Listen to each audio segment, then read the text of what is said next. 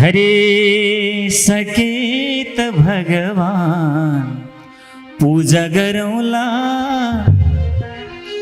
सकेत भगवान पूजा गरौला, ना साके भगवान शरण परौला, ना साके भगवान शरण परौला।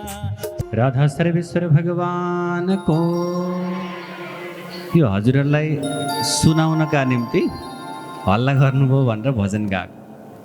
किन त्यस्तो गरेको त भने कथा जे भनेको हो त्यो बुझिएन र उल्टो बुझियो भने त्यसको फेरि गलत अर्थ लाग्छ। अन्तिममा हो रे भन्ने सुन्यो, के हो रे भन्ने थाहा छैन।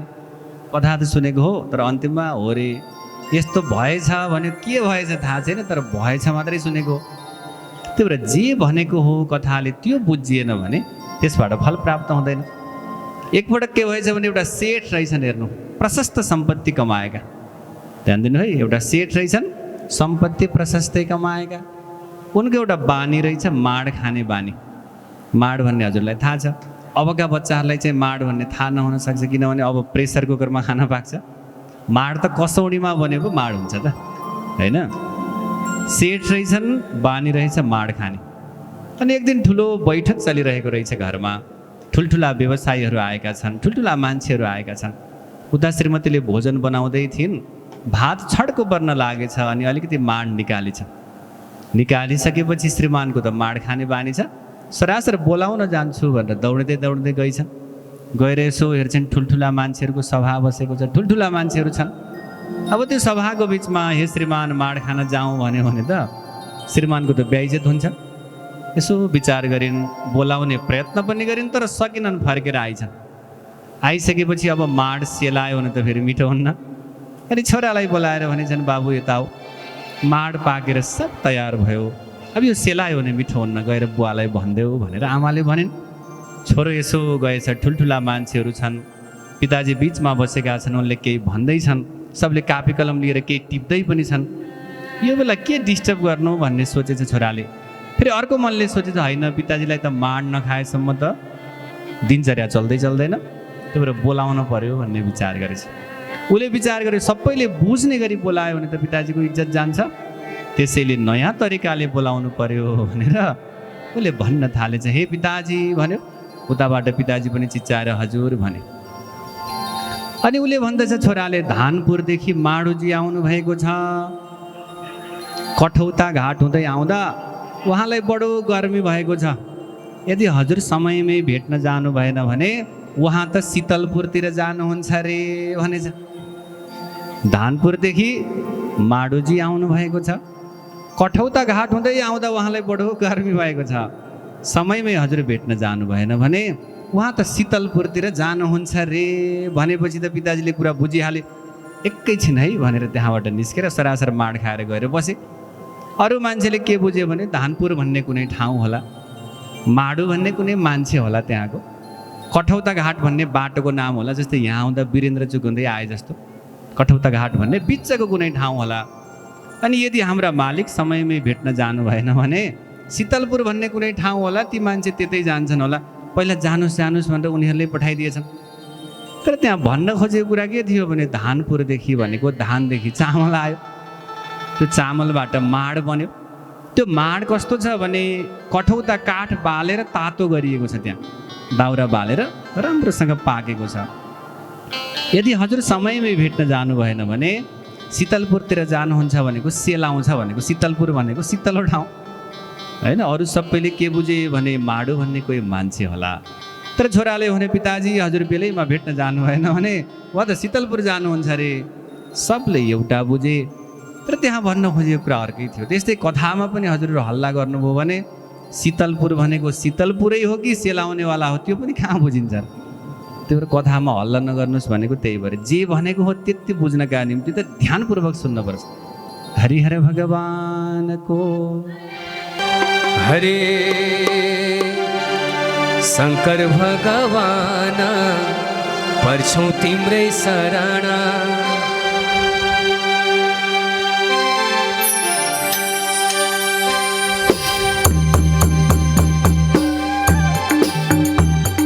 शङ्कर भगवान पर्छौँ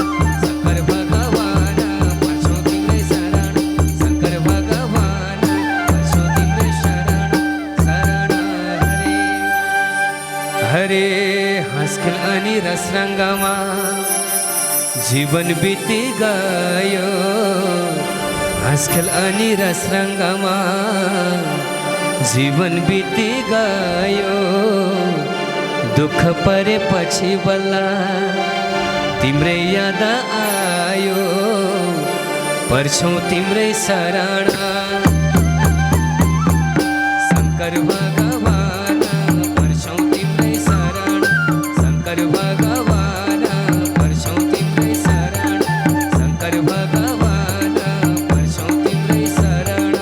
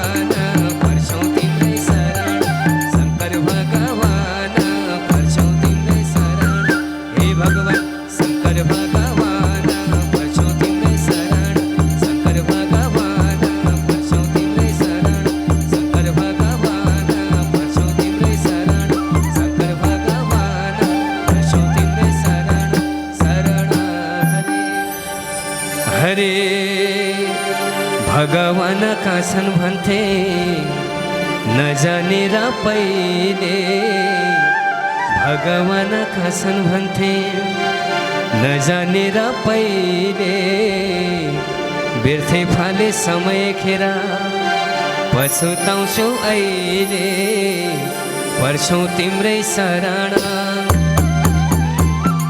शङ्कर भगवान पर्छौँ तिम्रै शरण शङ्कर भगवान पर्छौँ तिम्रै शरण शङ्कर भगवान पर्छौँ तिम्रै शरण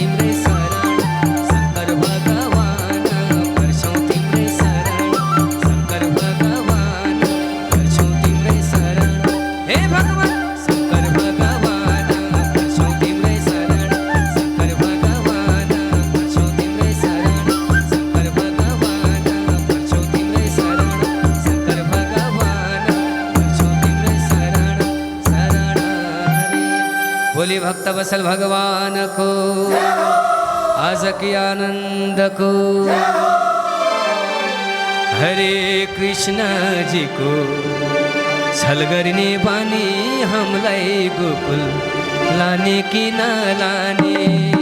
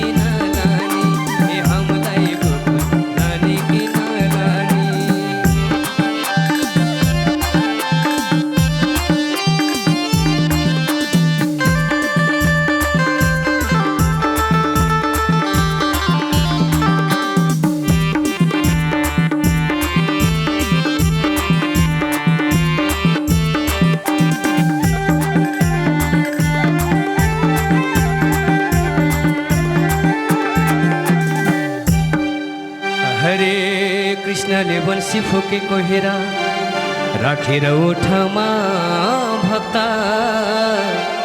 राखेर ओठमा कृष्णकै झल्को आइरहन्छ सधैँ दुःख र चोटमा भक्त दुःख र चोटमा कृष्णजीको झल गर्ने बानी हामीलाई गोकुल लाने कि नलाने कृष्णजीको झल गर्ने बानी हामीलाई गोकुल लाने कि नलाने कृष्णजीको झल गर्ने बानी हामीलाई गोकुल लाने कि नलाने हामीलाई गोकुल लाने कि नलाने।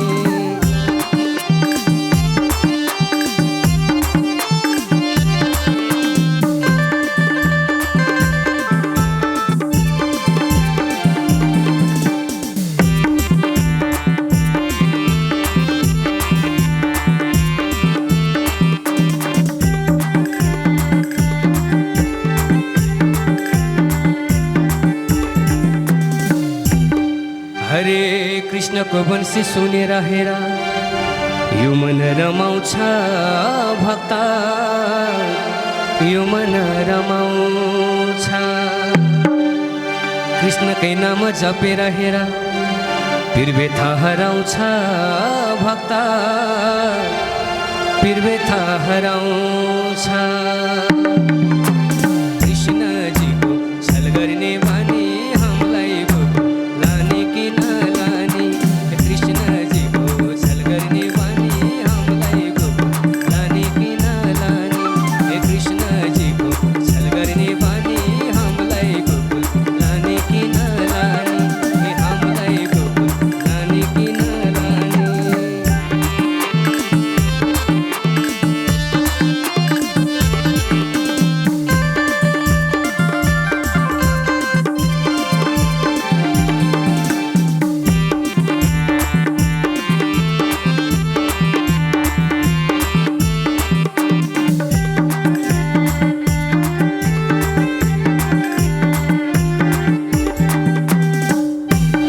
हरे राधालाई मन परेको हेर मुकुट सिरैमा भक्त मुकुट सिरैमा वंशीको धुन बजेको सुन यमुना तिरैमा भक्त यमुना तिरैमा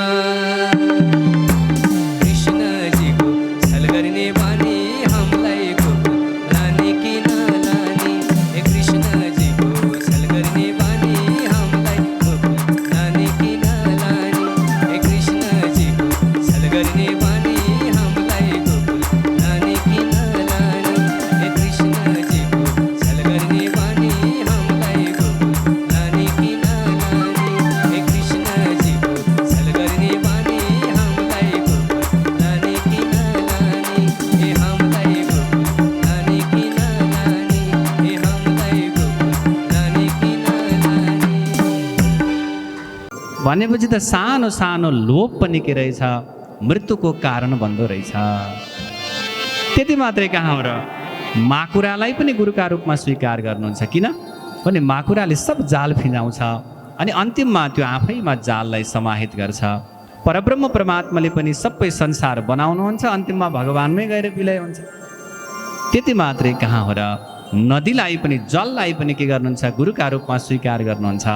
मेघलाई आदि आदि गरेका विभिन्न छन्, पृथ्वी वायु र आकाश मा पुग्ने चन्द्रमा रवि आदि आदि गरेका के गर्नुहुन्छ गुरु बनाउनुहुन्छ।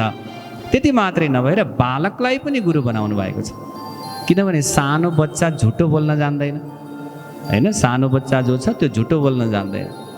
बच्चालाई झुटो बोल्न सिकाउने को हो त भने बुवा आमाले हो होइन। बच्चा त सफै भएर जन्मेको छ, उसको हृदयमा कसैसँग शत्रुता पनि छैन, मित्रता पनि छैन। बच्चालाई सानो बच्चालाई हामीले यसो कानमा फुकिदिन्छौँ, बाबु त्यो पल्लो घर जानुहुन्न, पल्लो घरकी आन्टी खराब छिन् भनेर आमाले भनिदिनु भयो भनेपछि त्यो सानो बच्चाले के विचार गर्छ भने पल्लो घरकी आन्टी खराब रहेछन्। हिजोसम्म उसलाई त्यो आन्टीसँग कुनै सरोकार थिएन, तर घर परिवारले नराम्रो कुरा सिकाउँदै जाँदा उसलाई शत्रु बनाउने पनि घर परिवारले नै हो। सानो बच्चा झुट बोल्न जान्दैन।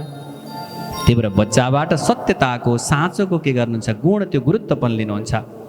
त्यति मात्रै नभएर कुमारीलाई पनि गुरु बनाउनु भएको छ। एकजना कुमारी हुनुहुँदो रहेछ, हातभरि चुरा लगाउनु भएको। अनि घरमा धेरै पाहुनाहरू आएछन्। ढिकी कुट्दै कुट्दै गएको हातभरिका चुराहरू एक आपसमा ठोक्किएर बज्न थालेछ। एउटा चुरा निकाल्नुभयो, फेरि ढिकी कुट्नुहुन्छ, फेरि चुरा बज्दछ। निकाल्दै निकाल्दै जाँदा अन्त्यमा 2वटा चुरा बाँकी रहेछ।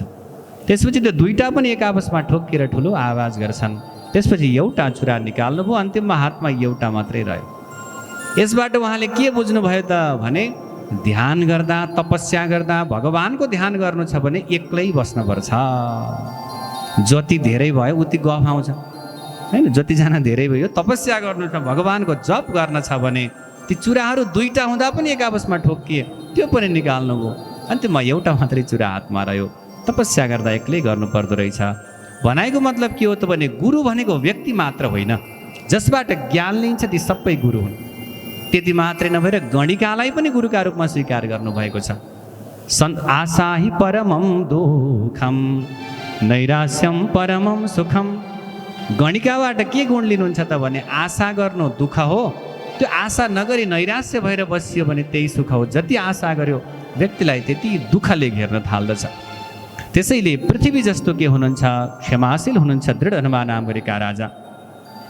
एक दिन राति यसो सुत्नु भएको, मनमा अनेक प्रकारका तर्कनाहरू आएछन्।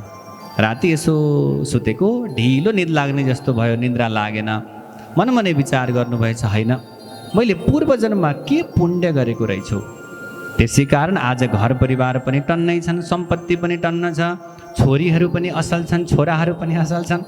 मैले पूर्व जन्ममा के पुण्य गरेको रहेछु भनेर विचार गर्नुहुन्छ। रातभरि केही पनि पत्ता पाउनुहुन्न। पूर्व जन्ममा गरेको पुण्य भएका हुनाले अहिले मैले यो सुन्दर राज्य प्राप्त गरेको छु। त्यसैले तर्क वितर्क गर्नुहुन्छ, होइन पूर्व जन्ममा मैले के पुण्य गरेको रहेछु, यस्तो विचार गर्नुहुन्छ। त्यसपछि बिहानै ब्रह्म मुहुर्तमा उहाँ के गर्नुहुन्छ, उठ्नुभएछ। ब्राह्मे मुहुर्ते उत्थाय स्नानं कृत्वा यथा विधि। यो ब्रह्म मुहुर्त भनेको सबैभन्दा बिहानको पहिलो समय। यदि ब्रह्मलाई भेट्न छ भने ब्रह्म मुहुर्तमै उठ्नुपर्छ हैन। जति बजेको गाडी छ त्योभन्दा 5 मिनट पहिला पुगेन भने त गाडी त छुटिहाल्छ, 1 मिनट पनि कुर्नेवाला छैन नि। त्यसैले ब्रह्म मुहुर्त भनेको के हो त, ब्राह्मे मुहुर्ते उत्थाय। ब्रह्मलाई भेट्न छ भने ब्रह्म मुहुर्तमा उठ्नुपर्छ। अब ध्यान दिनु, उठ्ने भनेको के हो त त्यसो भए? बिउझनु भनेको उठ्नु हो त होइन। कसैलाई सोध्यो भने हजुर कति बजे उठ्नुहुन्छ भन्यो भने बिउझनु त म 3 बजे बिउजिन्छु, बिस्तारा चाहिँ 5 बजे छोड्छु भन्छ। भनेपछि त्यो 3 बजे उठेको हो कि 5 बजे भन्दा त्यो 5 बजे उठेको, त्यो 3 त होइन।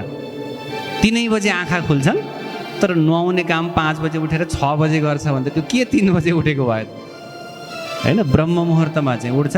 त्यक्त्वा शय्या, जब त्यो शय्या भनेको बिस्तारालाई छोडिन्छ त्यो समय बल्ल उठेको समय हो। दिउँसोमा सुत्ने बानी त छैन, तर बिस्तारामा यसो पल्टिन्छु भन्यो भने त्यो पनि सुतेकै त हो नि। निद्राले बित्दछन् रात भोगले त उमेर झन्, कुटुम्ब पाल्नुमा पैसा थुपार्दै दिन बित्दछन् होइन। रातभरि निदाएर जान्छ, कोही कथामा दिउँसो पनि निदाउनु भएको छ, त्यस्तो अवस्था छ यहाँ। ब्राह्मे मुहुर्ते उत्थाय, बिहानै उठेर राजा शिकार खेल्न जङ्गल जानुभएछ। ततोरण्यम जगामासु मृगया सक्तमानसः। रातभरि मेरो के पुण्य रहेछ र यो जन्ममा आनन्द भोगिरहेको छु भन्ने विचार गरेका राजा बिहानै उठेर के गर्नुहुन्छ, जङ्गलतिर जानुहुन्छ शिकार खेल्नका निम्ति। सैनिकहरूलाई पनि लिएर जानुभएको छ, हातमा बाण आदि गरेका विभिन्न हतियार लिएर जङ्गलतिर जानुभयो। क्वचिन मृगो हतोरण्डे वाणेन दृढधन बना। एकपटक के भयो त, शिकार खेल्दै खेल्दै जाने क्रममा एउटा मृगलाई बाण लाग्यो, तर त्यो मृग त्यहाँ मरेन। उसले शरीरबाट रगत बगाउँदै त्यहाँबाट भाग्न थाल्यो। बिस्तारै बिस्तारै भागिरहेको छ। दृढधनवा नाम गरेका राजा पनि त्यो मृगको पछाडि पछाडि दौडिँदै दौडिँदै जानुभएको छ। दौडिँदै जाँदा तिर्खा लाग्यो, भोक लाग्यो, मृगलाई पछ्याइरहनु भएको छ, तर पनि मृग भेटिँदैन। एकैछिनमा त्यो मृग त्यहीँ हरायो। दौडिँदै दौडिँदै जङ्गलको बिचमा गयो। मृगको रगतको त्यो धारो पछ्याउँदै पछ्याउँदै गएका राजा त्यहाँ जाँदा त केही पनि देखिँदैन। तिर्खा लागेछ, एउटा सानो तलाउ देख्नुभयो, त्यहाँ पानी पिउनुभयो। आडैमा एउटा बरको वृक्ष रहेछ। अनि त्यो बरको वृक्षको जटामा के गर्नुहुन्छ? तज्जटायाम निबध्यास्वम निससाद महीपति। त्यो घोडालाई लगेर त्यही जटामा लगेर बाँधिदिनु भएछ घोडालाई। अनि आफू पानी पिउन थाल्नु भएछ। त्यसको नजिकैको जो वटवृक्षको छाया छ त्यही विश्राम गर्नुभयो पानी पिएर। त्यही बेलामा एउटा सुगा आइपुगेछ माथि। त्यो बरको वृक्षको माथि सुगा आएछ। सुगाले चर्को चर्को स्वरमा भन्न थालेछ, न चिन्तयसि तत्त्वत्वम तत्कथम पारमेष्यति। कति राम्रो कथा छ यहाँ। सुगाले राजालाई भनेछ, हे महाराज, तिमीले तत्त्वको चिन्तन कहिले गर्छौ? अनि तत्कथम पारमेष्यति, मोक्ष हुने काम कहिले गर्छौ भनेर सुगाले बार बार भनिरहेछ। सुगातिर यसो हेर्नुहुन्छ, सुगाले चर्को चर्को स्वरमा भनिरहेको छ, महाराज, सम्पत्ति त बडो कमायो, तर त्यही सम्पत्ति तिम्रो विपत्तिको कारण बनेको छ होइन। हामीले कमाएको सम्पत्ति पनि नाम चाहिँ सम्पत्ति छ, तर त्यसले हामीलाई विपत्ति गरेको छ। जति सम्पत्ति छ त्यति विपत्ति छ। त्यही सम्पत्तिको पछाडि लागिरहेर हिजोको कथामा हामीले पनि सुनेका थियौँ कि मर्ने बेला हरियो काँक्रो भन्ने कथा। मर्ने बेला पनि भगवानको नाम जप्नु व्यक्तिलाई त्यो फुर्सद छैन। किनभने व्यक्तिको जीवनभरि जे अभ्यास छ मर्ने बेला पनि त्यही हुने हो। लोभी द्रव्य पिशाच मर्छ बिचरो, हा दाम दामै भनी कामी पर्दछ कालको मुखमा, हा काम कामै भनी। दम्भी पाप लुकाई मर्छ मनमा, हा नाम नामै भनी मर्छन् भक्त मुसुक्क हाँसी खुसी भई, हा राम रामै भनी। कति राम्रो कुरा छ। जसले जीवनभरि सम्पत्ति बाहेक दोस्रो कल्पना केही गरेन भने मर्ने बेला पनि पैसो पैसो भन्दै प्राण जान्छ। त्यो बेला न नारायणको नाम आउँछ न हरिको नाम आउँछ होइन। मर्ने बेला जिन्दगीभरि जे अभ्यास छ मर्ने बेला त्यही आउने हो। लोभी द्रव्य पिशाच मर्छ बिचरो, हा दाम दामै भनी। मर्ने बेला पनि पैसो पैसो पैसो भन्दै त्यसको जीवन परित्याग हुन्छ। कामी पर्दछ कालको मुखमा, हा काम कामै भनी। जो काम वासनाबाट पीडित छन् मर्ने बेला पनि उसलाई कामकै चिन्तन छ, अरू चिन्तन छैन। दम्भी पाप लुकाई मर्छ मनमा, हा नाम नामै भनी। संसारमा कोही कोही मान्छेहरू यति दम्भी हुन्छन् मर्ने बेला पनि उसले आफूलाई नै बलियो सम्झेको हुन्छ होइन। मर्ने बेला त ऊभन्दा त काल ठुलो हो नि, तर पनि उसले काललाई मान्दैन। म जस्तो संसारमा ठुलो अरू कोही पनि छैन भन्ने यस्तो चिन्तन गर्छ। दम्भी पाप लुकाई मर्छ मनमा, हा नाम नामै भनी। राम कसले भन्न सक्छ त भने जसले जीवनभरि भगवानको कीर्तन गरेको छ मर्ने बेलामा त्यसले मात्रै राम भन्न सक्छ। मर्छन् भक्त मुसुक्क हाँसी खुसी भई, हा राम रामै भनी। जो भगवानका वास्तविक भक्त छन् तिनीहरूले मात्रै के गर्छन् भने रामको नाम लिएर प्राणलाई त्याग गर्न सक्छन्। त्यसैले सुगाले भनिरहेको छ हाँगामा बसेर, हे दृढधनवा राजा, न चिन्तयसि तत्तत्वम तत्कथम पारमेष्यति। तिमीले तत्त्वको चिन्तन कहिले गर्ने हो? तिम्रो मोक्षको बाटो के गर्ने हो त्यो कुरा विचार गर है भनेर 100औं पटक के गरेको छ? सुगाले यस्तो प्रकारको उद्घोष गरेको छ। श्याम सुन्दर भगवानको जय। घुम्दा घुम्दै गलेश्वर आयो, दानवीर पाइयो, अब त के चाहियो? घुम्दा घुम्दै गलेश्वर आयो, दानवीर पाइयो, अब त के चाहियो? घुम्दा घुम्दै गलेश्वर आयो, दानवीर पाइयो, अब त के चाहियो? दानवीर पाइयो, अब त के चाहियो?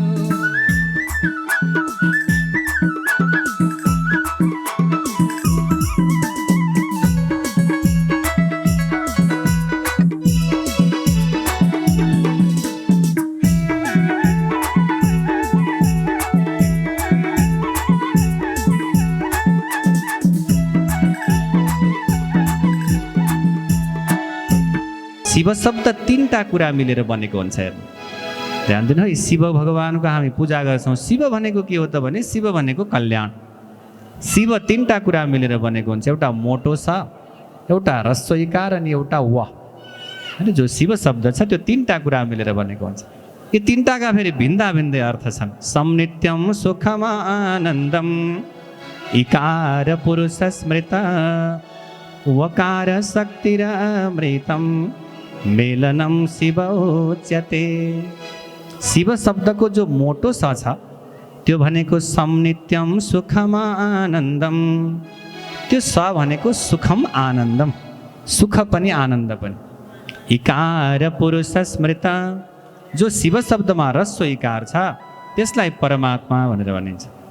वकार शक्तिरमृतम मेलनम शिव उच्यते। जो शिव शब्दमा व छ त्यो व भनेको शक्ति पनि अमृत पनि। संसारमा कतिपय कुराहरू शक्तिशाली छन् तर दीर्घकालीन छैनन्, भनेको शक्ति त त्यहाँ छ तर अमृतमय शक्ति त्यहाँ छैन। यदि शक्ति पनि त्यो पनि अमृतमय शक्ति प्राप्त गर्न छ भने वकार शक्तिरमृतम मेलनम शिव उच्यते। स ह्रस्व इकार अनि व मिलेर शिव शब्द बन्दछ। त्यही भएर शिवको अर्थ के हो त? जसले नित्य कल्याण गर्नुहुन्छ, जसले नित्य सुख र आनन्द दिनुहुन्छ र जसले अमृतमय शक्ति दिनुहुन्छ, त्यस्ता परमात्मालाई शिव भनेर भनिन्छ। शिव शब्दको अर्को अर्थ हो मङ्गल, किनभने हामीले मङ्गलमय शुभकामना भन्छौँ। ध्यान दिनु है, हामीले के भन्छौँ? दसैँ आयो भने विजयादशमीको मङ्गलमय शुभकामना भन्छ। त्यो मङ्गल भनेको को हो भने मङ्गल भनेको भगवान् शिव, जसले सबैलाई मङ्गल गर्नुहुन्छ, त्यसैले मङ्गलमय। भगवान् कस्तो हुनुहुन्छ? मङ्गलमय हुनुहुन्छ। किनभने हामी कसैलाई पनि अमङ्गल चाहिएको छैन। हामी सबैलाई जान चाहिँ स्वर्गै मन लागेको छ, होइन? हजुर कसैलाई नरक जाने मन छ? हजुर कसैलाई नरक जाने मन छ? नरक जाने मन छ भने हात उठाउनु है। नरक जाने मन छ कसैलाई? छैन, नरक जाने मन छैन, तर स्वर्ग जाने काम पनि गरेको छैन। जानुपर्ने बुटबलतिर छ, तर काठमाडौँको टिकट काटेर बुटबल जान खोज्यो भने त्यसलाई गाडीबाट तत्कालै निकालिदिन्छ। स्वर्ग जाने मन छ, नरक जाने मन छैन, तर स्वर्ग जाने काम पनि गरेको छैन, होइन? हजुर हाम्रो त्यस्तै त हालत छ नि। नरक जान मन छैन, फेरि स्वर्ग जाने कर्म पनि व्यक्तिले गरेको छैन। त्यसका निम्ति के गर्नुपर्छ त भने भगवान् शिवको पावन उपासना गर्नुपर्छ। यस्तो सुन्दर प्रकारको कथा यहाँ बताउनुहुन्छ। अब पुरुषोत्तम महिनामा भगवानको प्रतिमा बनाएर पूजा गर्ने यहाँ विशेष प्रकारको विधि छ। यहाँ गुरुजीहरूले बिहान नित्य प्रकारले यहाँ पूजा गराइरहनु भएको छ। जसरी घरमा पाहुना आउँदा स्वागत गरिन्छ, भगवानलाई पनि त्यसरी पूजा गरे हुन्छ। सबैभन्दा पहिला भगवानलाई के गरिन्छ? आवाहनम समर्पयामि भनिन्छ। भगवानलाई पहिला बोलाउने। कसैलाई बोलाइयो तर बस्ने ठाउँ दिइएन भने त्यो त अपमान हुन्छ। पहिला आवाहनम, त्यसपछि आसनम। भगवानलाई बस्नका निम्ति कुसको टुक्राको आसन दिन्छौँ हामी। भगवानलाई यसरी नित्य सेवा गर्नुपर्छ भनेर यहाँ सुन्दर प्रकारको कुरा बताउनुहुन्छ। भगवानलाई पाउ धुनका निम्ति जल चढाउने, अर्घ्य चढाउने, भगवानलाई स्नान गराउने, पञ्चामृतद्वारा भगवानको पूजा गर्ने, यस्ता सुन्दर सुन्दर प्रकारका पूजा विधिहरू बताइयो। र सबै प्रकारका कुराहरू चढाइसकेपछि अन्तिममा भगवानसँग क्षमा माग्नुपर्छ। हेर्नु, मैले तपाईँको पूजा गरेँ, आज यति चढाएँ भनेर भगवानको अगाडि कहिले अहङ्कार गर्न हुँदैन। भगवानलाई के भन्नुपर्छ?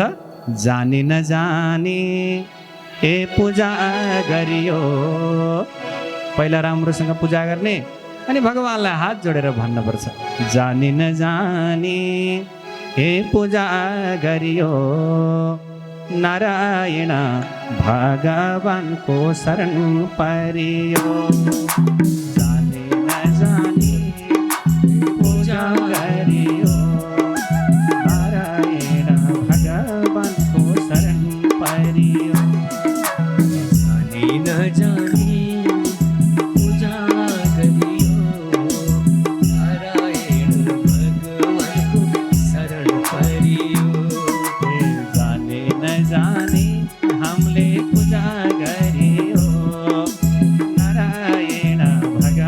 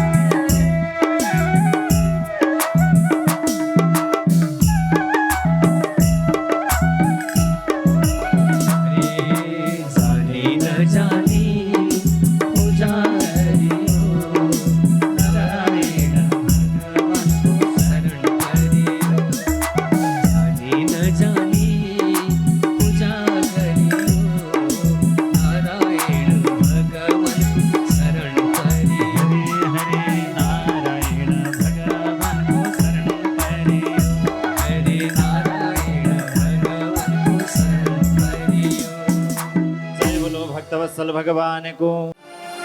देखिथ्यौ र राधेका ए प्यारो कृष्ण कालेलाई बङ्सेवालेलाई।